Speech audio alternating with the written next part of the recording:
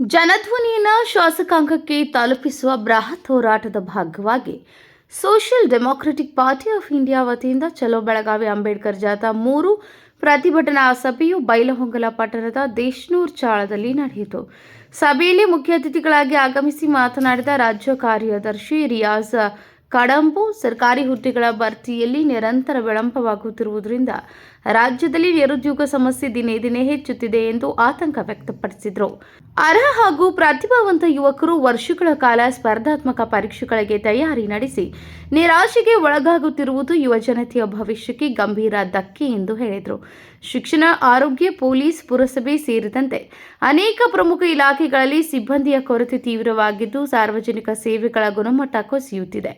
ಖಾಲಿ ಹುದ್ದೆಗಳ ಪಟ್ಟಿ ತಕ್ಷಣ ಪ್ರಕಟಿಸಿ ಪಾರದರ್ಶಕ ಹಾಗೂ ನ್ಯಾಯಸಮ್ಮತ ರೀತಿಯಲ್ಲಿ ನೇಮಕಾತಿ ಪ್ರಕ್ರಿಯೆ ಆರಂಭಿಸಬೇಕೆಂದು ಅವರು ಸರ್ಕಾರವನ್ನು ಒತ್ತಾಯಿಸಿದರು.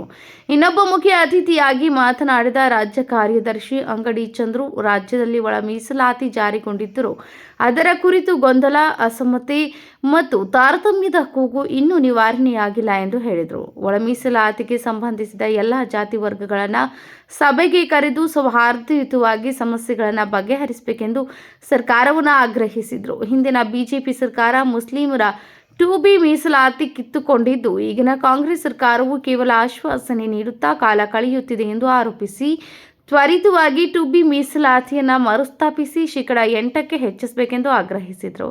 ಸಮಾರೋಪ ಭಾಷಣ ಮಾಡಿದ ಜಿಲ್ಲಾಧ್ಯಕ್ಷ ಮೊಹಮ್ಮದ್ ಮುಲ್ಲಾನಿ, ಪಕ್ಷದ ವತಿಯಿಂದ ಹಮ್ಮಿಕೊಂಡಿರುವ ಅಂಬೇಡ್ಕರ್ ಜಾಥಾ 3 ಮೂಲಕ ಜನರ, ರೈತರ ಹಾಗೂ ಯುವ ಸಮುದಾಯದ ಅನೇಕ ಸಮಸ್ಯೆಗಳನ್ನು ಸರ್ಕಾರದ ಮುಂದೆ ಮಂಡಿಸಲಾಗುವುದೆಂದು ಹೇಳಿದರು.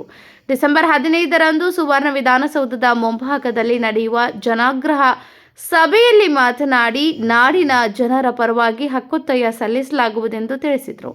ಸಭೆಯಲ್ಲಿ ಕ್ಷೇತ್ರ ಸಮಿತಿ ಅಧ್ಯಕ್ಷ ಮಲ್ಲಿಕ್ ಜಾನ್ ಮುಲ್ಲಾ, ಜಿಲ್ಲಾ ಪ್ರಧಾನ ಕಾರ್ಯದರ್ಶಿ ನಾಸಿರ್ ಚಾ, ಕಾರ್ಯದರ್ಶಿ ಮುಜಫರ್ ಭಾಗ್ವಾನ್ ಸೇರಿದಂತೆ ಪಕ್ಷದ ಕಾರ್ಯಕರ್ತರು, ಮಹಿಳೆಯರು ಹಾಗೂ ಸಾರ್ವಜನಿಕರು ಹೆಚ್ಚಿನ ಸಂಖ್ಯೆಯಲ್ಲಿ ಭಾಗವಹಿಸಿದರು.